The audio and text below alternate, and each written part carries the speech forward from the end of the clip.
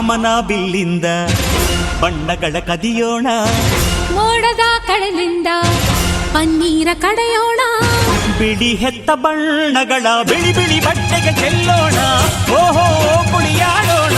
ಹೋಳಿ ಹೋಳಿ ಹೋಳಿ ಹೋಳಿ, ಏಳೇಳು ಬಣ್ಣದ ಬೆಳ್ಳಿ ಹೋಳಿ.